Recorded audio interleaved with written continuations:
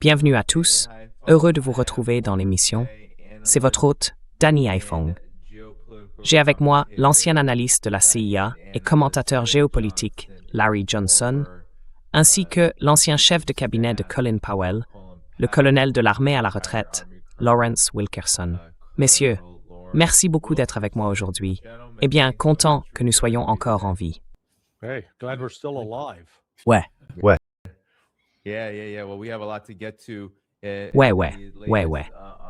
Bon, nous avons beaucoup de choses à aborder avec les dernières mises à jour sur la guerre en Iran. Alors, tout le monde, cliquez sur le bouton j'aime pendant qu'on commence ici. D'abord, je voulais simplement passer en revue les derniers développements concernant le F-35 qui a été abattu dans l'espace aérien iranien.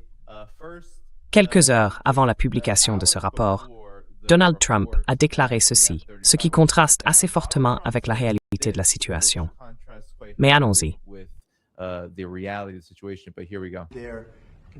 Ils ont pratiquement tout anéanti, y compris le commandement. Leur marine n'existe plus, leur force aérienne a disparu, leur équipement antiaérien aussi. Nous volons où nous voulons. Personne ne nous tire même dessus. C'était donc le commentaire de Donald Trump. Et enfin, voici le reportage d'ABC News sur le F-35 abattu quelques heures après qu'il a fait cette déclaration.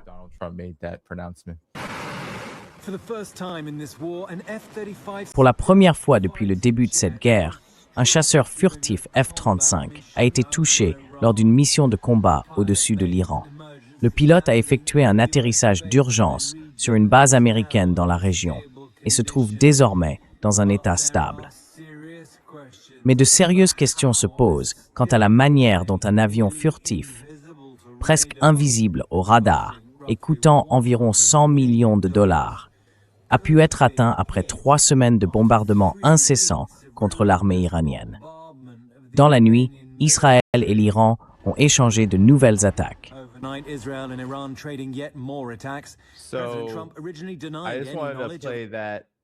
Donc, Trump a d'abord nié cela.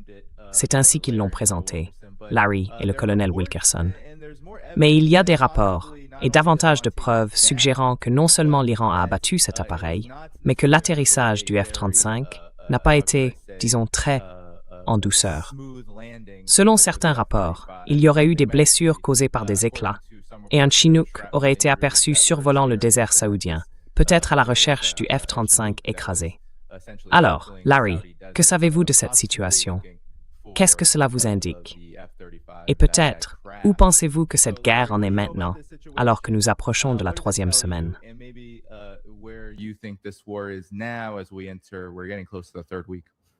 I have to go Sergeant Schultz on you.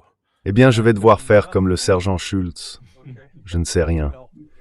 Vous savez, écoutez, j'ai vu les rapports du côté iranien et j'ai vu les démentis du côté américain, ou plutôt les États-Unis admettant que l'appareil s'était écrasé, qu'il avait atterri.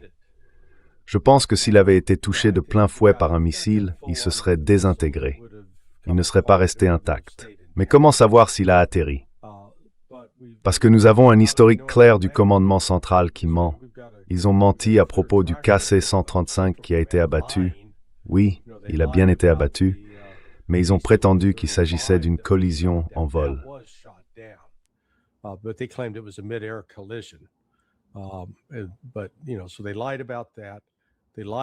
Donc ils ont menti à ce sujet. Ils ont menti à propos des KC-135 qui se trouvaient au sol à Prince Sultan, leur base, en affirmant que seuls 4 avaient subi des dommages mineurs. Non, ils ont subi des dommages importants. Ils ne sont plus opérationnels. Alors, est-il concevable que l'Iran dispose encore d'un système de défense aérienne actif? Oui. Et vous savez, je ne suis pas sûr de ce qui a touché l'avion ni comment cela s'est produit. Mais si le puissant volet atterrir alors qu'il a frappé, n'a pas de destruction catastrophique. Whatever hit it didn't cause a catastrophic destruction. Oui, colonel Wilkerson, que pensez-vous de cette évolution? Et qu'est-ce que cela vous dit sur l'état actuel de cette guerre?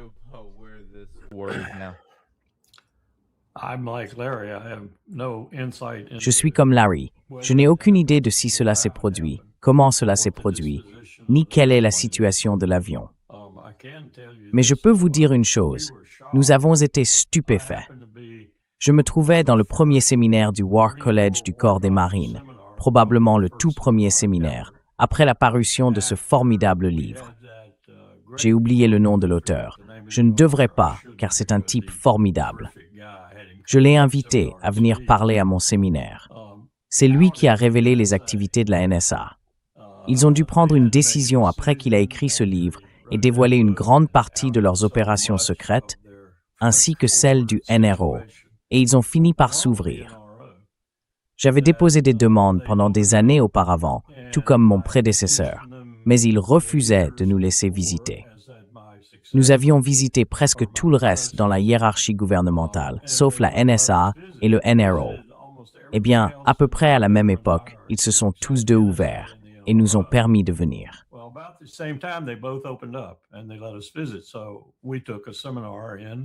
Nous avons donc suivi un séminaire et dû passer par Dieu sait quoi, des habilitations de sécurité et tout le reste, même si tous mes marines, aviateurs et autres avaient déjà une habilitation TS ou supérieure, avec mots de code, compartiments spéciaux, ce genre de choses. Et quand nous sommes arrivés là-bas, c'était au moment le plus propice pour apprendre quelque chose que la NSA venait tout juste de découvrir. Et je ne pense pas que le reste de la communauté du renseignement l'avait encore appris. Il l'apprendrait par la suite, et toutes sortes de mensonges sortiraient de cette communauté. Mais je pense que nous avons eu la vérité lors de ce briefing à la NSA. Ce qu'on nous a dit, c'est que ces imbéciles de Serbes sur le terrain avaient compris qu'ils pouvaient retrouver un vieux radar, un radar datant de la Seconde Guerre mondiale.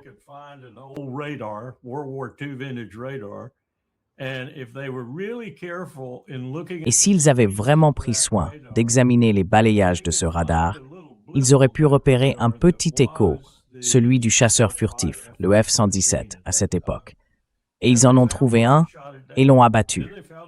Puis ils en ont trouvé un autre et l'ont abattu. Et nous avons arrêté parce qu'ils nous avaient battus. Ils nous ont battus avec une technologie très ancienne.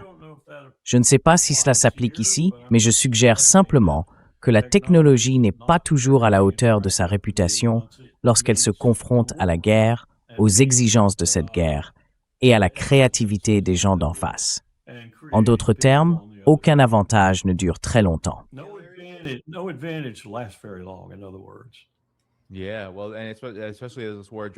Oui, eh bien, surtout à mesure que cette guerre s'éternise. Larry, qu'est-ce que cela te dit sur la manière dont les États-Unis la mènent aujourd'hui? Parce que pendant longtemps, j'ai entendu dire que les États-Unis restaient largement à distance, évitant la portée ou les capacités des défenses aériennes iraniennes. Maintenant, certains pensent qu'ils ont dû pénétrer directement dans l'espace aérien iranien, les rendant plus vulnérables. Et puis, il y a ce rapport ici qui affirme que l'Iran aurait peut-être, ce n'est pas vérifié, c'est juste une source du magazine Military Watch, utilisé le système de missiles à guidage infrarouge Majid pour abattre le F-35 américain. Je ne sais pas trop ce que c'est, je ne sais pas, Larry, si tu sais ce que c'est. Mais c'est, je suppose, un système de défense aérienne indigène à l'Iran.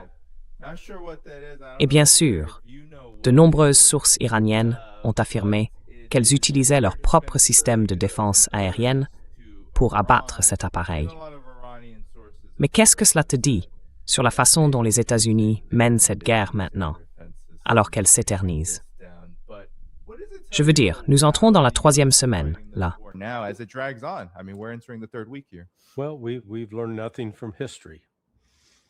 Eh bien, nous n'avons rien appris de l'histoire.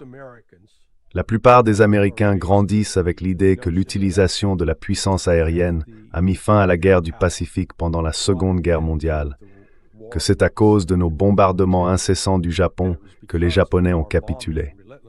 Mais les documents provenant de l'état-major japonais racontent une autre histoire. Il est vrai que les États-Unis ont lancé une campagne de bombardement intensif sur les îles principales en mars 1945. Le premier grand ray fut le bombardement incendiaire de Tokyo, qui tua plus de 100 000 Japonais. Et nous avons poursuivi cette campagne de bombardement tout au long de mars, avril, mai juin et juillet. La bombe atomique fut larguée d'abord sur Hiroshima le 6 août, puis sur Nagasaki le 9 août. Nagasaki on August 9th. Ainsi, les Américains racontent l'histoire, on nous endoctrine du collège au lycée, en affirmant que c'est l'utilisation de la bombe atomique qui a poussé les Japonais à capituler. Mais en réalité, c'est l'armée rouge, les Soviétiques, qui sont entrés en guerre le 8 août, ou, selon le côté de la ligne de changement de date où l'on se trouve, le 8 ou le 9 août, et ont immédiatement attaqué les forces japonaises en Mandchourie, les anéantissant. Les documents de l'état-major japonais montrent que jusqu'à ce moment-là, ils espéraient encore pouvoir négocier une reddition indépendante ou conclure un accord avec les Russes en séparant les Soviétiques des États-Unis. Eh bien, cela a échoué. Et c'est cette intervention terrestre des Russes qui a finalement fait pencher la balance. Voilà donc les États-Unis.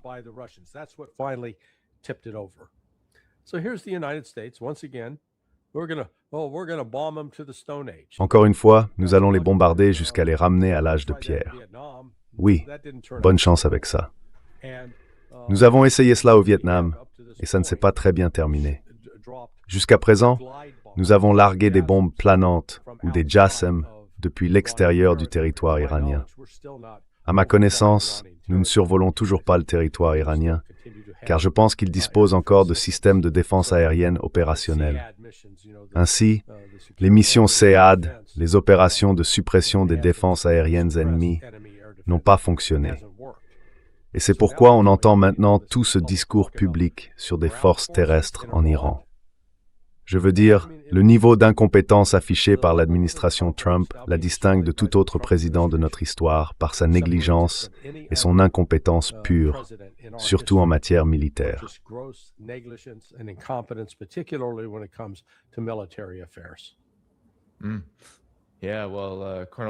Oui, eh bien, colonel Wilkerson. Vous savez, je voulais montrer que l'Iran, ce n'est pas seulement qu'ils ont abattu, je veux dire, je crois que les rapports parlent de 16 ou 17 appareils américains, entre les drones, le F-35 et le ravitailleur KC-135. And this F-35 and the KC-135 tanker. Don't forget the F-15s. N'oubliez pas, les F-15. C'était peut-être les Koweïtiens. Oui, c'était peut-être les Koweïtiens. Peut-être les Iraniens. Qui peut le dire à ce stade? Mais exactement. Ce n'est pas seulement cela, colonel Wilkerson. L'Iran frappe partout, en particulier ceux qui subissent les attaques les plus brutales en ce moment, en représailles. Ce sont les Israéliens. Au cours des dernières 24 à 48 heures, des rapports indiquent que l'Iran déchaîne littéralement l'enfer sur Israël, que les radars ou systèmes d'alerte ne se déclenchent parfois que quelques minutes avant l'impact des missiles. Je vais montrer quelques images de ce qui se passe, mais parlez-nous de ce que ça signifie pour Israël.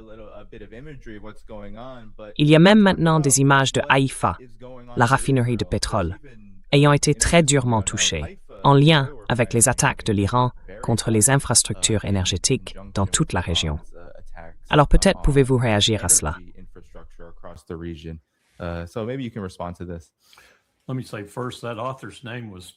Permettez-moi d'abord de dire que le nom de l'auteur était Jim Bamford.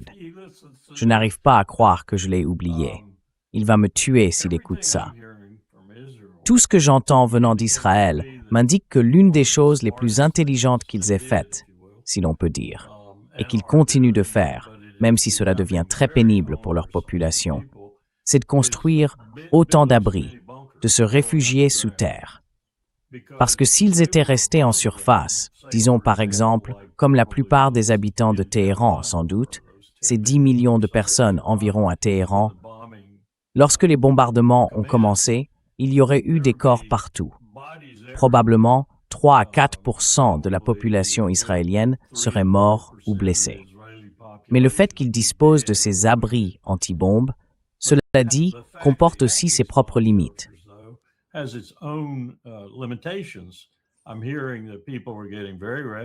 J'entends dire que les gens deviennent très agités. Ils sont vraiment irrités de devoir rester dans ces abris anti-bombes ou d'y retourner sans cesse. Au début, ils s'y précipitaient quand les sirènes retentissaient. Mais comme tu l'as dit, les sirènes ne sont plus très efficaces. Alors maintenant, ils restent simplement dans les abris et n'en sortent plus. Cela peut vite devenir insupportable, surtout pour ceux qui n'y sont pas habitués ou qui n'auraient jamais imaginé que Netanyahou les mettrait dans une telle situation, qu'ils se retrouveraient un jour comme ça. Je pense donc qu'il y a maintenant un problème de morale en Israël parmi la population en général.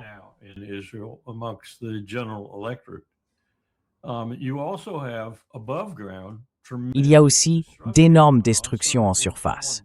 Donc quand quelqu'un finit par sortir, comme je l'ai vu dans une vidéo récemment introduite clandestinement, il y avait, je ne me souviens plus si c'était une journaliste du New York Times ou de CNN, quelqu'un qui avait réussi d'une manière ou d'une autre à se faufiler là-dedans et avait apparemment pris une photo avec son téléphone portable. Mais il y avait aussi une vidéo d'une autre personne qui filmait. On voyait cette femme sortir de l'abri anti-bombe. Quelqu'un en tenue de sécurité a couru vers elle, a essayé de l'attraper pour la ramener à l'intérieur et elle a résisté. Et la seconde d'après, ils avaient disparu.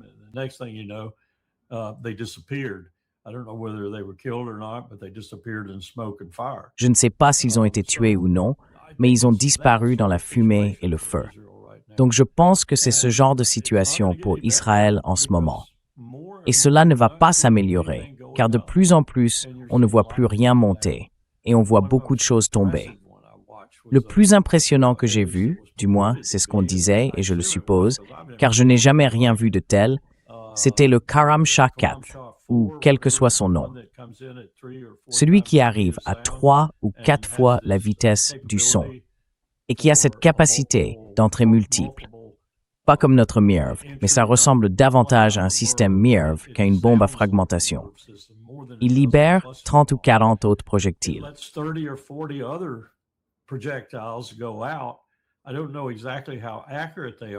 Je ne sais pas exactement à quel point elles sont précises, mais si c'est 30 ou 40 et qu'elles ont l'effet détonnant que j'ai vu, alors c'est assez redoutable. C'est une immense zone qui est pénétrée et bombardée. Cela m'a rappelé la première fois que je l'ai vu, le MLRS, le système de lance-roquettes multiples, que nous venions tout juste de déployer sur le terrain à Grafenwoehr, en démontrant ce qu'il pouvait faire à une colonne de chars soviétiques traversant le col de Fulda ou ailleurs. Je me suis dit à ce moment-là, et j'ai dit aux deux personnes à ma gauche et à ma droite, que rien n'aurait pu survivre à ça. C'était incroyable. Eh bien, c'est exactement ce que c'est. Et ces engins frappent Israël régulièrement maintenant.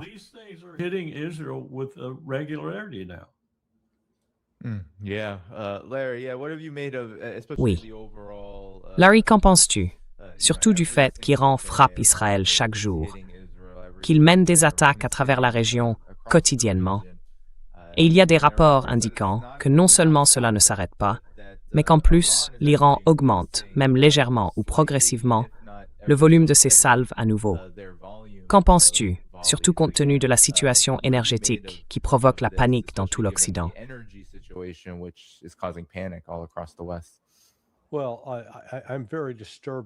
Eh bien, je suis très préoccupé par les Iraniens. Je veux dire, évidemment, ils n'écoutent pas Donald Trump et ils n'écoutent pas Benjamin Netanyahou. Leurs capacités de missiles ont été anéanties. Ne s'en rendent-ils pas compte? Enfin, bon sang, réveillez-vous. On ne peut pas continuer à lancer des missiles qu'on n'a plus. Je suis désolé, mais c'est absurde. Et nous voyons une répétition de ce que nous avons vu en Ukraine en 2022. Les médias occidentaux publiaient chaque jour des rapports haletants. Oh, la Russie est à quelques jours de manquer de missiles. Pendant ce temps, ceux qui manquent réellement de missiles, ce sont les États-Unis et Israël, en ce qui concerne les missiles de défense aérienne. Ils sont épuisés, rapidement épuisés. En fait, je sais que dans une zone en particulier, ils étaient à court la semaine dernière.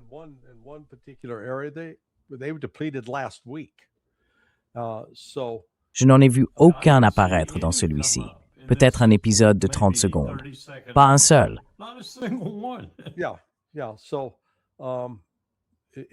Oui, oui. Donc l'Iran a maintenant lancé sa 68e vague d'attaques. Ils effectuent en moyenne environ 3,5 attaques de missiles distinctes par jour, et chacune d'elles comporte au moins 20 missiles. Donc on peut estimer qu'ils tirent entre 60 et 100 missiles par jour. Bon d'accord, nous en sommes maintenant au 21e jour, 3 semaines écoulées et le début de la 4e. Donc si on compte environ 100 par jour, cela fait à peu près 2100, non? L'Iran dispose donc manifestement d'un stock de missiles plus important que ce que l'Occident avait prévu. Mais je ne vois pas comment ils ont pu se tromper à ce point, car je disais déjà en juin dernier que la production et le stockage de l'Iran se font sous terre. Ils n'ont plus besoin d'utiliser des lanceurs mobiles pour tirer.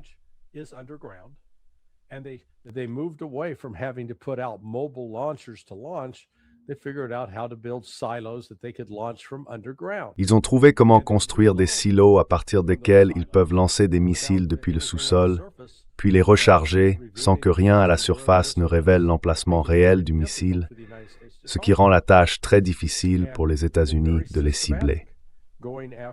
Et ils ont été très méthodiques, s'attaquant aux bases militaires américaines, aux radars, aux avions et aux installations de stockage.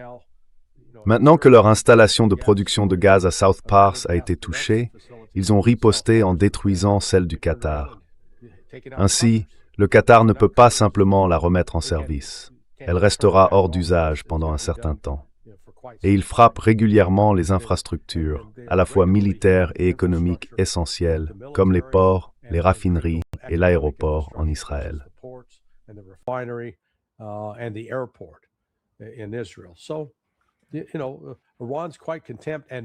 Alors, vous savez, l'Iran est plutôt satisfait. Et pendant ce temps, il contrôle le détroit d'Ormuz. J'ai lu hier, je n'ai pas encore vu de confirmation, mais apparemment, même les Japonais, qui dépendent fortement du pétrole provenant du Golfe Persique, ont accepté d'acheter du pétrole iranien en yuan chinois, la monnaie chinoise. Ainsi, tandis que le nouveau Premier ministre japonais court partout à Washington pour faire des massages du dos et des pieds à Donald Trump, en lui disant à quel point il est une personne incroyable, les Japonais ont pratiquement tourné le dos au pétrodollar américain au profit de l'effort chinois visant à en prendre davantage le contrôle. Donc, les choses ne vont vraiment pas bien pour les États-Unis.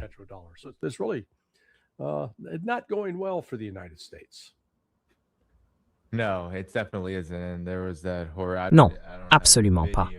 Et il y a eu cet épisode terrible, je n'ai pas la vidéo, mais Takeuchi est assis juste à côté de Donald Trump lorsqu'il répond à une question sur les raisons pour lesquelles il n'a prévenu personne du lancement de cette guerre. Et il dit, eh bien, je voulais que ce soit une surprise. Le Japon connaît bien les surprises. Souvenez-vous de Pearl Harbor. Je veux dire, l'image que tout cela renvoie est vraiment très mauvaise. Mais, colonel Wilkerson, au-delà de l'image, pour renforcer ce que Larry a dit et votre réaction à cela, voici un rapport de The Economist indiquant que le coût du remplacement des seules munitions utilisées pendant les 4 premiers jours s'élèverait à 20 à 26 milliards de dollars.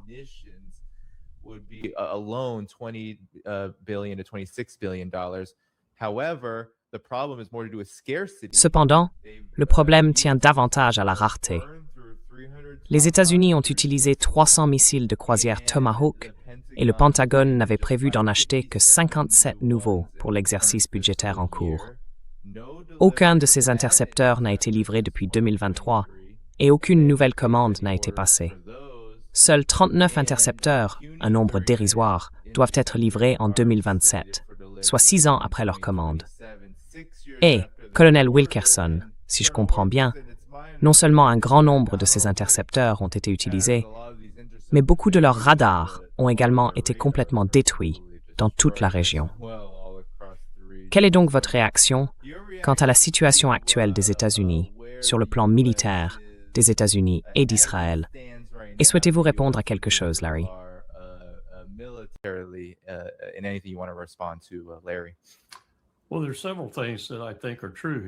Eh bien, il y a plusieurs choses que je pense être vraies ici. L'une d'elles, c'est qu'ils mentent au Pentagone. C'est leur premier vrai problème. Ensuite, Beaucoup de ces systèmes, en particulier les radars et autres installations similaires, valant plusieurs millions, parfois jusqu'à 300 millions de dollars, ont été détruits assez habilement par l'Iran dès le début, dans plusieurs pays aussi, sans, dans la plupart des cas, causer beaucoup de dégâts aux installations, équipements ou personnes environnant. En d'autres termes, ils ont simplement éliminé les radars. Ces systèmes nécessitent des minéraux dont la Chine détient environ 98% du contrôle, et je suis sûr qu'ils ne nous en céderont aucun pour en construire d'autres.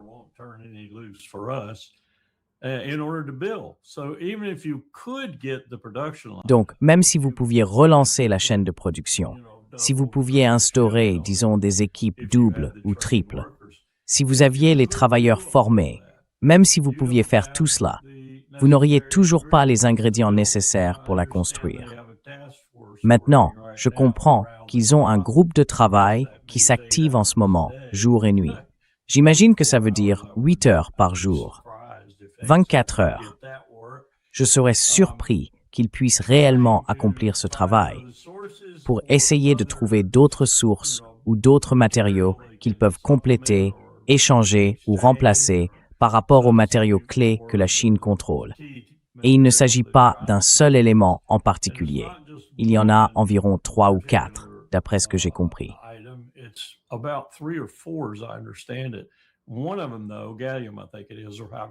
L'un d'eux, cependant, le gallium, je crois que c'est ça, ou peu importe comment on le prononce, ils en contrôlent environ 96 ou 87%. Donc celui-là, tu ne l'auras certainement pas, probablement. Ils ont toutes sortes d'obstacles différents. Et comme je l'ai déjà dit, cette affaire de fabrication de Tomahawk, par exemple, c'est un cas parfaitement clair si tu veux t'y pencher. Il suffit de le chercher sur Google et tu trouveras les dernières statistiques sur la production de Tomahawk pour la marine, l'armée de l'air et même l'armée de terre, car ils ont maintenant une version pour eux aussi. Et tu verras que ce n'est pas pour tout de suite, loin de là. Maintenant, peuvent-ils accélérer le processus?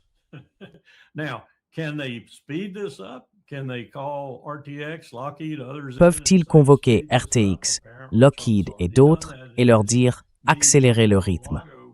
Apparemment, Trump l'a déjà fait lors de sa réunion à Mar-a-Lago avec ses PDG de l'industrie de la défense qui en salivent d'avance. Mais on ne peut accélérer les choses qu'à un certain point, et nous tirons à un rythme tel que leur cadence de production, aussi bonne qu'elle puisse devenir, aura du mal à suivre. Je ne vois pas comment ils ont pu prévoir que ce serait une guerre longue. C'est ma conclusion. Ils n'avaient pas prévu que ce serait une guerre qui durerait ne serait-ce qu'un mois. Ils pensaient qu'elle serait rapide et terminée, et ce ne sera pas le cas. Et à l'inverse, il se pourrait bien que ce soit une guerre très longue.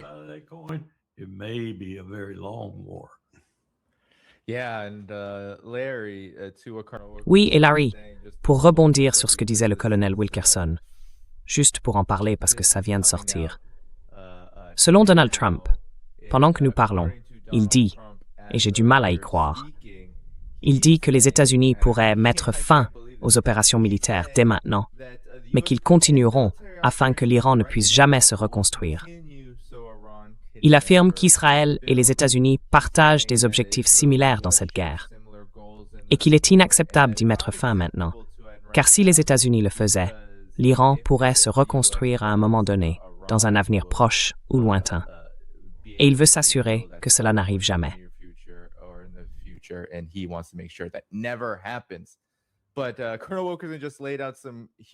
Mais le colonel Wilkerson vient de souligner d'énormes limites.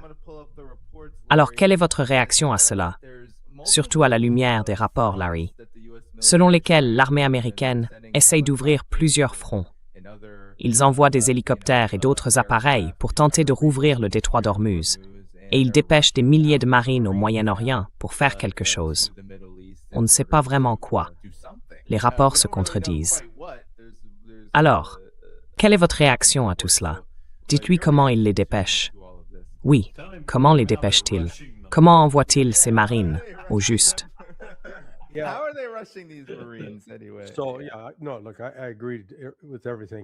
Non, écoutez, Je suis d'accord avec tout ce que le colonel Wilkerson a dit. Alors prenons un peu de recul et essayons de comprendre ce que Trump et Netanyahou cherchent à faire. Ils parlent ouvertement de déployer des troupes américaines au sol en Iran. Lors des précédentes, disons, expéditions militaires américaines, comme l'invasion de la Normandie le jour J, nous n'annoncions pas que nous allions y débarquer. Au contraire, nous menions une opération de tromperie pour faire croire aux Allemands que nous allions débarquer au Pas-de-Calais, plus au nord. Patton avait même construit une armée entièrement fictive, avec des communications et tout le reste, pour convaincre les Allemands de cela, afin que nous puissions prendre l'avantage en débarquant en Normandie.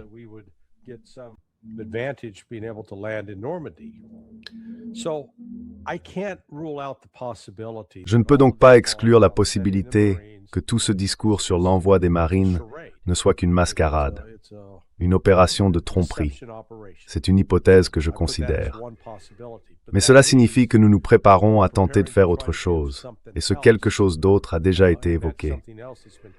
C'est un exercice sur lequel j'ai travaillé il y a 20 ans, où, en gros, on envoyait la Delta Force en Iran pour tenter de capturer l'un des sites de stockage d'uranium et en prendre le contrôle. Et j'espère sincèrement que nous n'essayons pas de faire cela, car la leçon tirée de cet exercice, et rien n'a changé en 20 ans, est la suivante: ne le faites pas. Il y a trop de choses qui peuvent mal tourner.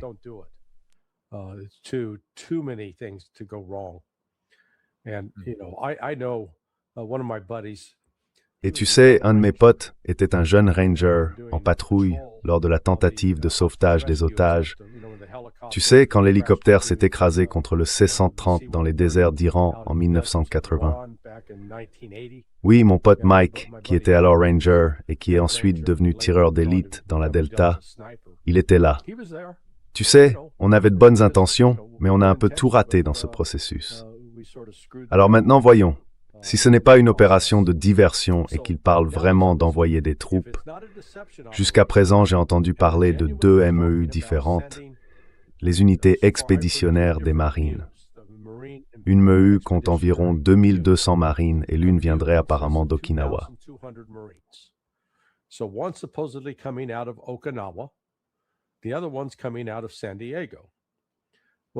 L'autre vient de San Diego. Celle d'Okinawa mettra environ 2 semaines pour que cette unité arrive sur place. Donc disons 2 semaines à partir d'aujourd'hui, nous serons en avril. De même, celle de San Diego. En fait, cela m'a surpris. Je pensais que le moyen le plus simple serait que San Diego commence simplement à naviguer vers l'ouest. Non, ils descendent par le canal de Panama, traversent l'Atlantique, passent par la Méditerranée jusqu'au canal de Suez, puis descendent par la mer Rouge, et ensuite ils se mettront en position pour faire ce qu'ils ont à faire. Eh bien, vous savez, les Chinois le savent, les Russes le savent, et je suis sûr qu'ils partagent ces informations avec les Iraniens.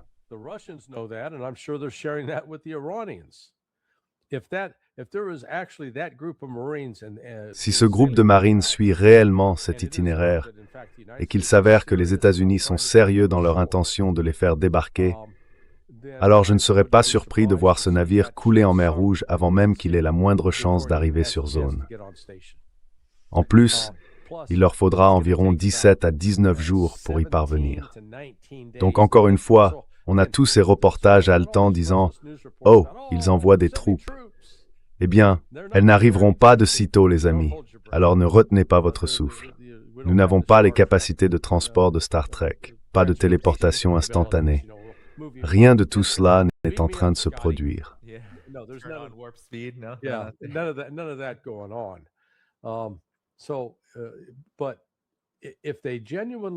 Mais s'ils prévoient vraiment d'utiliser ces hommes à des fins militaires, on parle d'un maximum de 4400 marines. C'est ce qu'ils ont annoncé. Eh bien, comparez cela aux opérations du jour J sur la côte normande.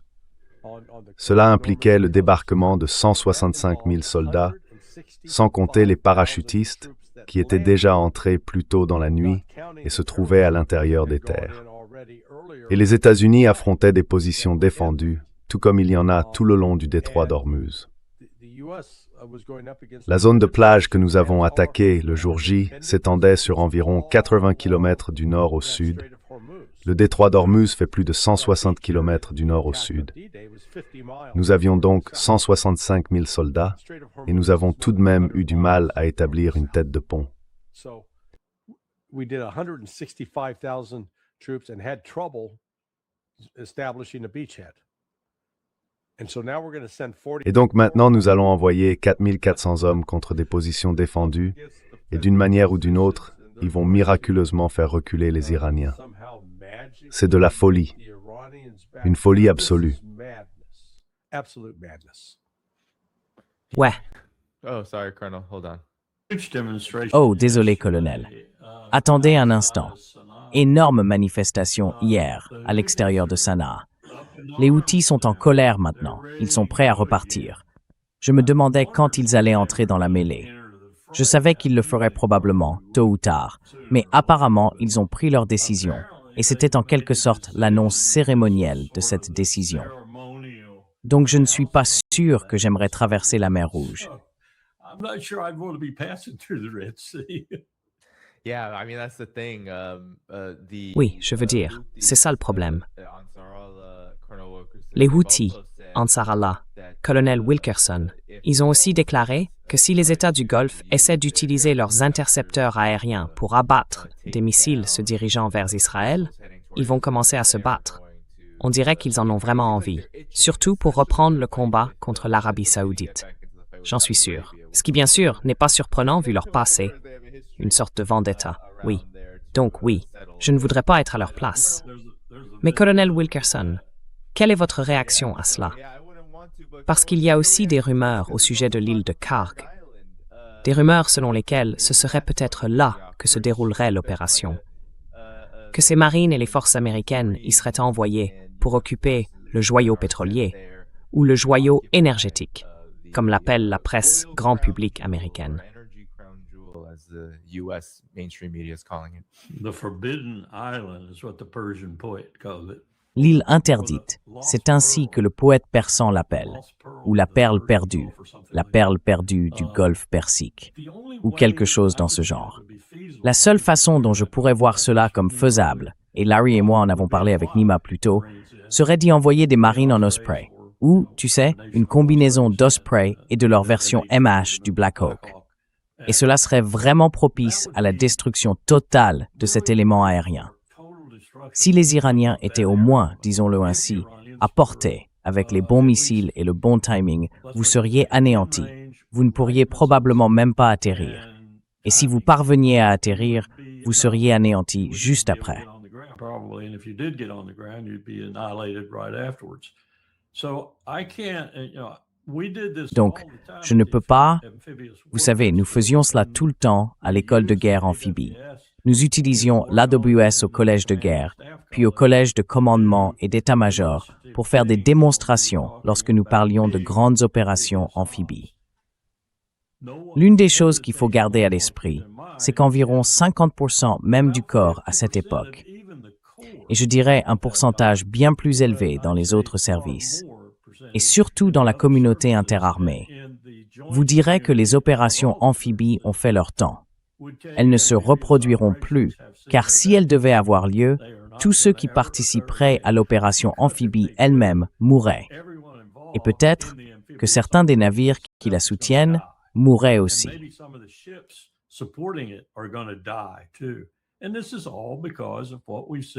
Et tout cela est dû à ce que nous avons vu si clairement démontré en Ukraine et qui commence maintenant à se manifester dans cette guerre. Les missiles dominent en Ukraine. Les drones dominent. Et si vous en avez en quantité suffisante, suffisamment précis et meurtriers, et que les Iraniens ont prouvé à maintes reprises qu'ils en disposent, vous pouvez anéantir quiconque tente cette approche plus ou moins traditionnelle. Cependant, les marines pourraient s'y accrocher. Un bon commentaire à ce sujet est la manière dont la marine a refusé de financer bon nombre de leurs demandes de nouveaux navires amphibies et autres. En fait, c'est ce qu'il en reste. C'est vraiment tout ce qu'il en reste. Ce n'est tout simplement pas une manière de faire la guerre que j'envisagerais. surtout pas dans ces circonstances.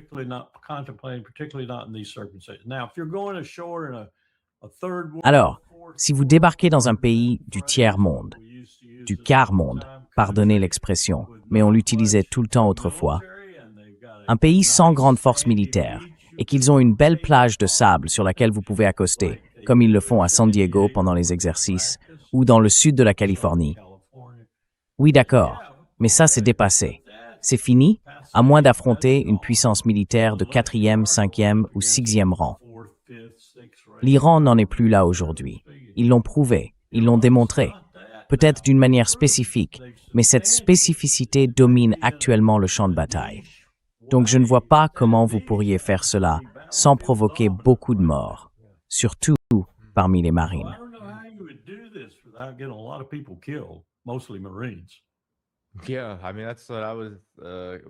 Oui, je veux dire, c'est justement ce que je me demandais, Larry. Vous savez, Responsible Statecraft en a parlé il y a quelques jours en réaction à la nouvelle. Et maintenant, il y a d'autres rapports indiquant qu'il s'agit d'une planification sérieuse en cours, une planification, si l'on peut dire, au sein de l'administration Trump. Mais Harrison Mann, un ancien major de l'armée, affirme que s'emparer du joyau de la couronne de l'Iran serait une mission suicide, et que l'opération « Tenir le pétrole iranien en otage » en prenant le contrôle de l'île de Karg, finirait par livrer au régime ses propres otages en parlant de ceux qui participeraient à l'opération. Larry, quelle est votre évaluation de tout cela? Si vous pouvez ajouter quelque chose. Your assessment of this as well, if you can add. Again, we're not learning anything from history. Eh bien, encore une fois, nous ne tirons aucune leçon de l'histoire. Nous avons vu en mer Noire que les Russes, comme les Ukrainiens, ont eu une expérience d'apprentissage avec cet éperon rocheux au milieu de la mer, appelé l'île aux serpents. Au début, les Russes s'y trouvaient, les Ukrainiens l'ont attaqué, les Russes ont tenu un moment, puis ils se sont retirés. Les Ukrainiens y sont montés, puis ils ont fini par abandonner le rocher, parce que, vous savez, on pouvait le bombarder toute la journée avec des tirs navals, des drones, des missiles et des bombes planantes. Et même si vous vous cachiez dans un bunker sur l'île, que pourriez-vous faire? Donc toute cette fantaisie autour de la prise de l'île de Karg, les États-Unis souffrent d'un trouble de la personnalité multiple.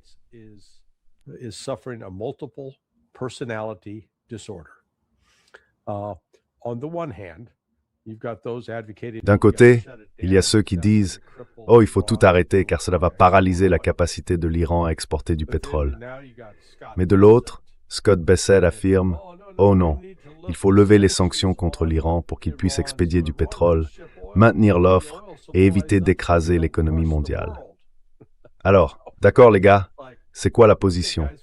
Vous voulez paralyser l'Iran en bloquant son pétrole.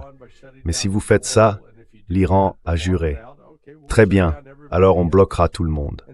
Résultat, vous retireriez immédiatement 20 à 25% du pétrole mondial du marché. Boum.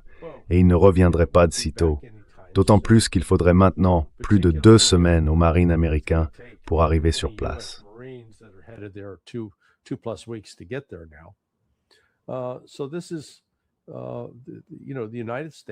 Donc voilà, les États-Unis sont en train de se préparer. Ils ne savent pas vraiment ce qu'ils veulent faire avec une mission terrestre. Et encore une fois, revenons à l'histoire. L'Irak a essayé pendant 8 ans d'envahir et de prendre du territoire en Iran et a échoué, perdant des centaines de milliers de soldats dans le processus. Les États-Unis pensent qu'avec leur petite force dérisoire, et je m'en fiche, même si toutes les informations sur le déplacement des marines ou de la 82e division aéroportée sont destinées à tromper et qu'ils essayent en réalité quelque chose avec une force encore plus réduite. Ce n'est pas Hollywood. Vous savez, les SEAL Team 6 et la Delta Force peuvent être les vedettes d'un film hollywoodien, mais ils ne vont pas s'emparer de la capacité nucléaire de l'Iran. Cela n'arrivera pas.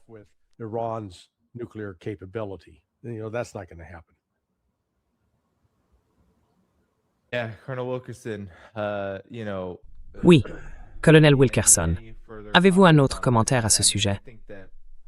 Je veux dire, je pense que nous faisons face à une crise majeure du côté des États-Unis. que l'administration Trump semble ignorer complètement.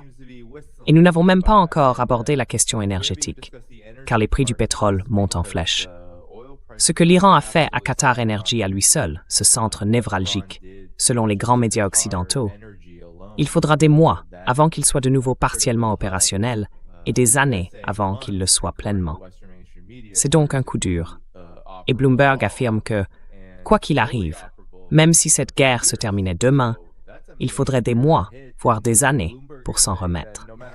Et elle ne se terminera pas demain. Quelle est donc votre réaction sur l'aspect économique de cette situation et sur la manière dont il se rattache au développement militaire que nous observons?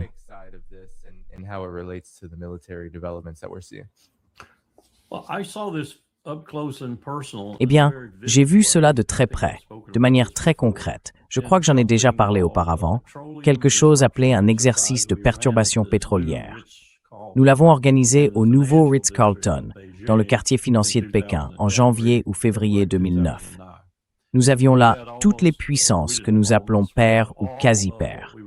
Il y avait la Marad, Lloyd's of London, AIG, le groupe des armateurs américains, j'oublie son nom exact, mais il regroupe toutes les grandes compagnies maritimes du monde, présidées à l'époque par les États-Unis. Nous avions toutes sortes d'experts dans les affaires maritimes, ainsi que dans le pétrole et le gaz. Et nous avons simplement fait deux choses. C'était un exercice d'environ une semaine. Et nous avons fait deux choses.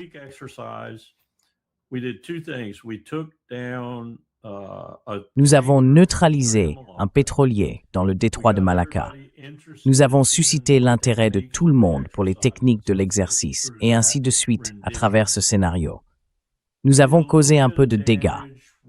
Nous avons fait appel aux accords de défense des 5 puissances. C'était insuffisant. La marine des États-Unis a été impliquée. Et d'ailleurs, à cette époque précise, et j'y reviens quand je veux parler de périodes plus favorables, les Chinois avaient en réalité accepté que la marine américaine, avec une partie de la leur, et peut-être quelques Russes et d'autres, en prennent la direction, car c'était la force maritime prééminente, la plus capable d'apaiser les tensions et de ramener les marchés à l'équilibre.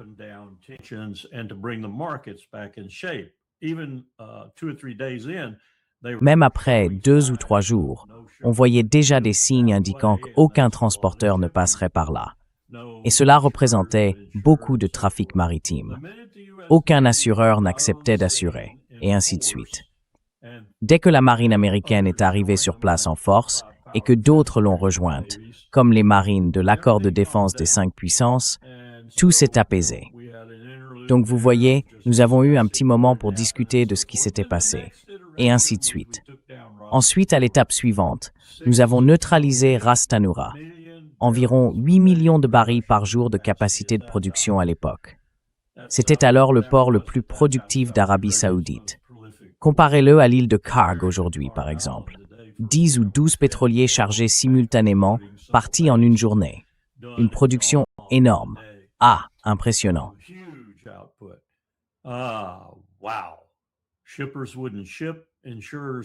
Les transporteurs refusaient d'expédier. Les assureurs refusaient d'assurer. Personne ne recevait de pétrole.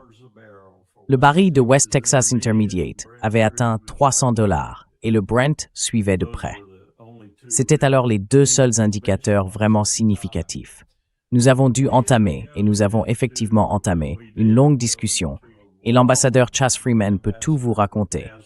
Il était le seul de notre côté à parler mandarin, ce qui lui permettait de comprendre les délibérations chinoises de l'autre côté de la table. Nous avons dû passer par une quantité énorme de discussions. La délégation chinoise, je n'avais jamais vu cela dans un jeu de guerre ou une simulation auparavant, a littéralement levé la main pour demander si elle pouvait retourner au ministère des Affaires étrangères. Et nous savions que certains d'entre eux étaient des agents de renseignement intégrés à l'exercice.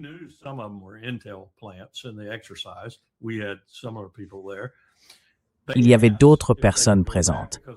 Elles ont demandé si elles pouvaient revenir en arrière, car elles disaient que la décision était si monumentale que même dans un jeu de guerre, elles avaient besoin d'une autorisation pour la prendre.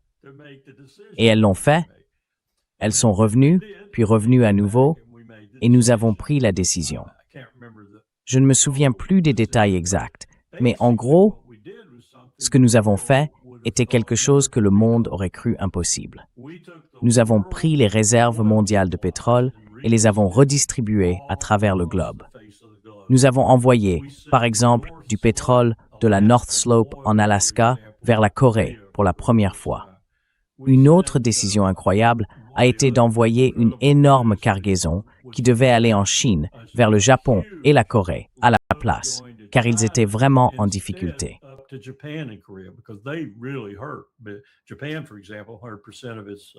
Le Japon, par exemple, 100% de son pétrole provient de l'étranger. Dire que c'était de meilleures époques, c'est simplement dire la vérité. C'était de meilleures époques. Nous avons réellement pris de bonnes décisions, et je n'ai aucun doute que c'était assez réaliste, que nous aurions pu faire face à une situation mondiale critique de ce genre à l'époque. Pas aujourd'hui. Pas aujourd'hui. Car au fond, ce à quoi nous sommes confrontés ici, Donald Trump n'a aucune idée de ce que je vais dire. Pete Hegseth non plus. Je ne pense pas que Vance le comprenne non plus, bien que Peter Thiel lui ait peut-être donné quelques éclaircissements. Les personnes derrière cette administration, et elles ne sont pas toutes américaines, les personnes derrière l'argent, derrière l'empire américain, veulent que la Chine soit abattue.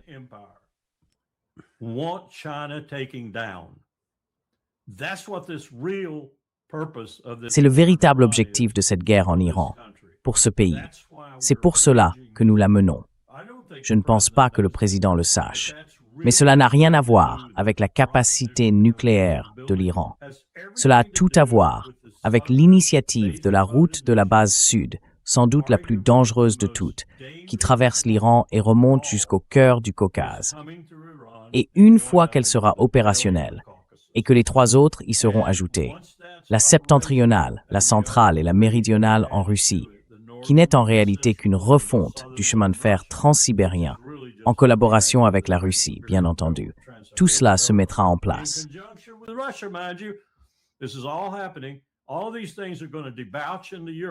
Toutes ces choses vont déboucher sur l'Europe, et c'est cela, la nouvelle économie mondiale. Nous avons pris la partie sud, celle que nous considérons comme la plus dangereuse, et nous l'avons affrontée dans cette guerre.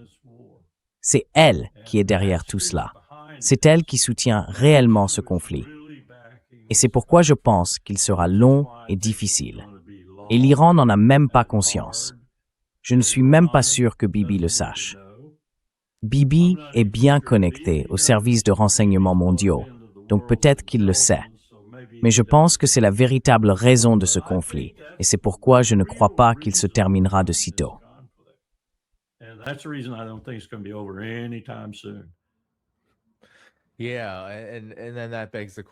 Oui. Et cela soulève la question, Larry. Que devons-nous penser du désespoir que nous observons, surtout des deux côtés, de tous les côtés des parties agresseuses, en particulier les États-Unis et Israël? Je ne sais pas si tu as vu ça, Larry, mais Donald Trump a déclaré aujourd'hui que les États-Unis et l'OTAN étaient un tigre de papier. Ce qui est toujours un peu ironique quand cela arrive, parce que je me dis, d'accord, tu es en train de te traiter toi-même de tigre de papier. J'imagine qu'ils n'ont pas voulu se joindre au combat pour arrêter une puissance nucléaire en Iran, maintenant que la bataille est militairement gagnée. Il y a très peu de danger pour eux. Ils se plaignent des prix élevés du pétrole qu'ils sont obligés de payer, mais ne veulent pas aider à rouvrir le détroit d'Ormuz.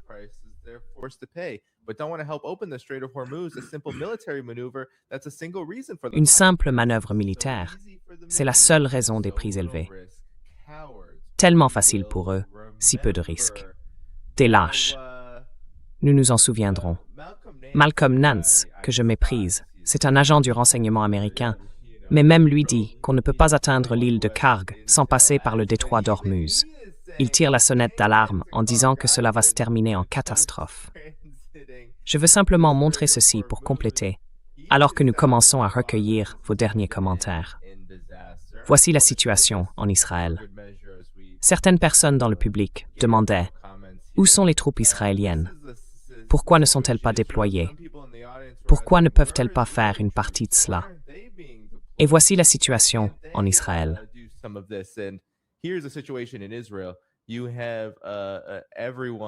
Tu as tout le monde.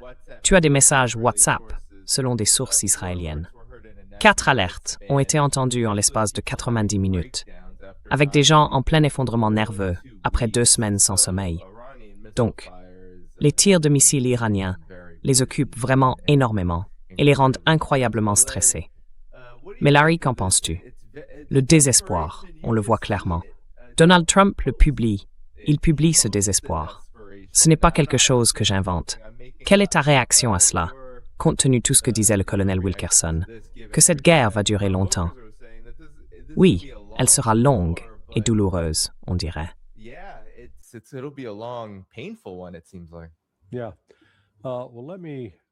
Oui. Eh bien, laissez-moi revenir en arrière et vous rappeler ce que Donald Trump a dit lors du discours sur l'état de l'Union. Je présente mes excuses au colonel Wilkerson, il va devoir l'entendre à nouveau. Il l'a déjà entendu plus tôt avec Neema.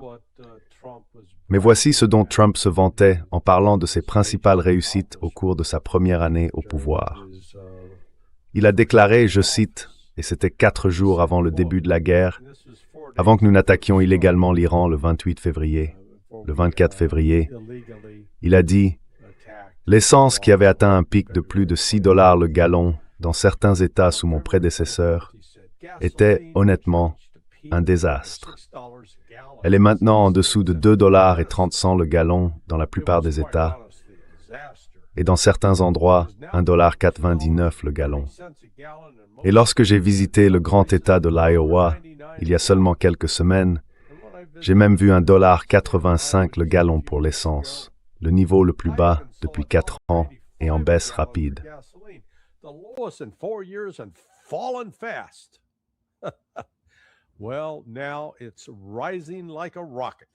Eh bien maintenant, ça grimpe comme une fusée iranienne en direction d'une base militaire américaine au Qatar.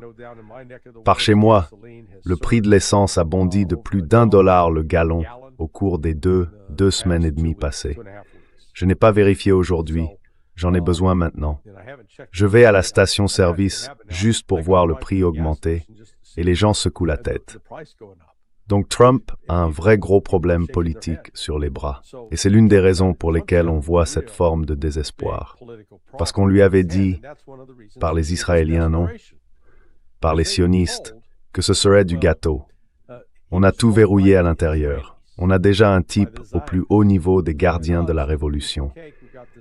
Tout ce qu'on a à faire, c'est tuer ces gens.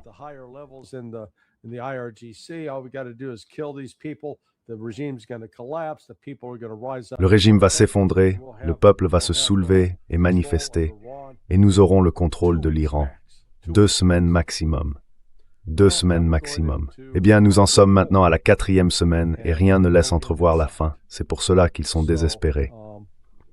Et on a aussi vu un changement dans la rhétorique en Russie, enfin je veux dire en Iran, pardon, en Israël. Trop de « i ». L'épouse d'Alistair Crook, Aisling, lit toute la presse en hébreu. Donc, très souvent, ce qui se passe en Israël, c'est qu'ils publient une version d'un article en anglais, mais en racontent une autre en hébreu. Ils se disent « Oh, ces Américains, ils ne comprennent pas l'hébreu ». Alors voilà, les Israéliens sont passés d'un discours sur la victoire et la défaite de l'Iran à un discours disant maintenant « Bon d'accord, nous avons en quelque sorte atteint nos objectifs ».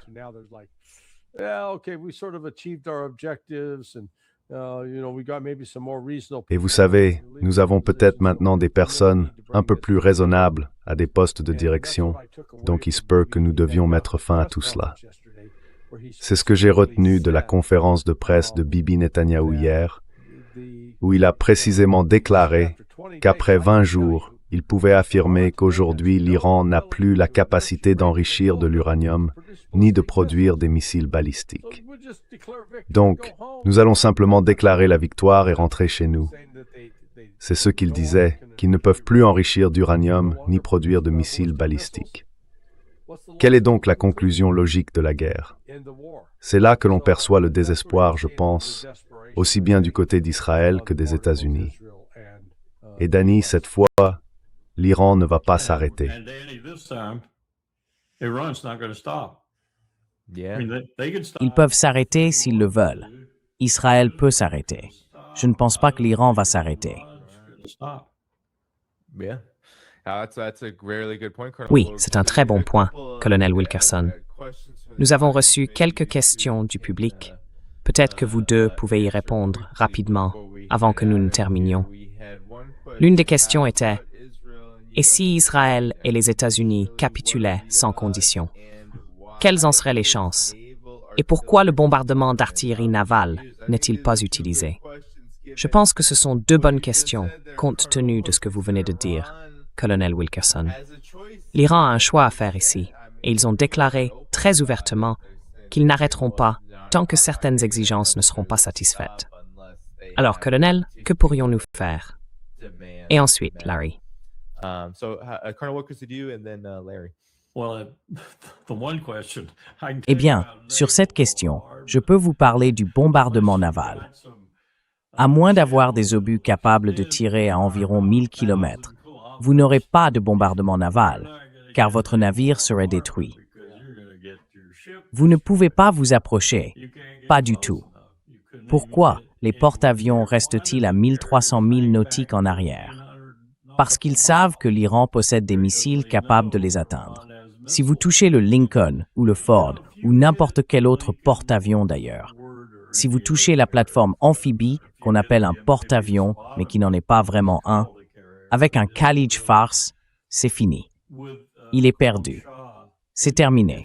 Il repose au fond dans le coffre de Davy Jones. Et triste à dire, c'est probablement aussi le cas de la plupart des 5000 marins, car c'est le genre de naufrage catastrophique qui se produit lorsqu'on est frappé par un missile à grande vitesse de ce type.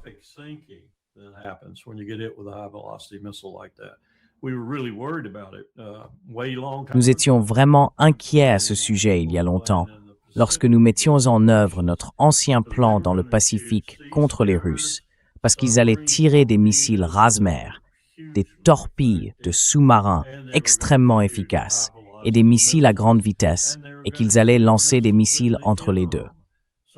Ainsi, on se retrouvait avec 3 types de missiles arrivant en même temps, l'un plongeant directement sur vous, et c'était, si l'on veut, une première version du Reshnik. Et il y avait des sous-marins qui tiraient des torpilles venant se loger sous vous et vous brisant en deux, la poupe et la proue s'enfonçant presque simultanément, tout l'équipage à bord.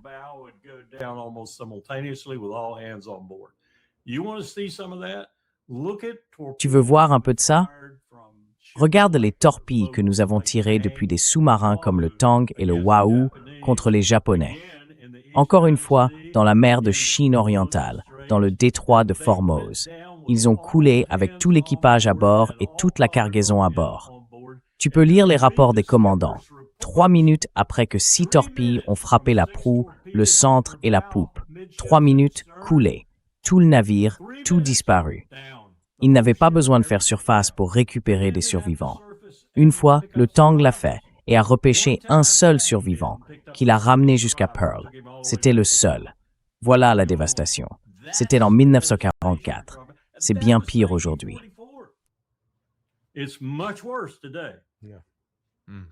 Oui, Larry, un dernier mot? Oui, non, je suis d'accord avec le colonel Wilkerson. Écoutez, vous savez, si on s'approche de la côte, c'est fini pour eux. Ils sont cuits. Ce que nous avons compris, ce sont les limites de la puissance navale ainsi que celles de la puissance aérienne.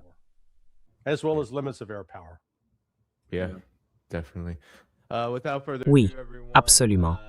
Sans plus attendre, tout le monde, nous allons conclure ici. N'oubliez pas d'appuyer sur le bouton « J'aime ». Cela aide à maintenir la visibilité du direct après sa fin, et cela permet à Larry et au colonel Wilkerson de diffuser leur message plus largement. Le blog de Larry se trouve dans la description de la vidéo, sonar21.com. Tous les liens pour soutenir cette chaîne s'y trouvent également. Je tiens à remercier toutes les personnes qui ont envoyé des super chats et les nouveaux membres. Merci beaucoup pour cela. Je vais m'absenter un petit moment, mais j'essaierai de faire de courtes émissions matinales pour continuer à donner des nouvelles. Alors restez à l'affût. Sans plus attendre, prenez soin de vous et on se retrouve dans dans la prochaine émission. Without further ado, everyone, take care, and I'll see you on the next show. Au revoir, prends soin de toi. Take care.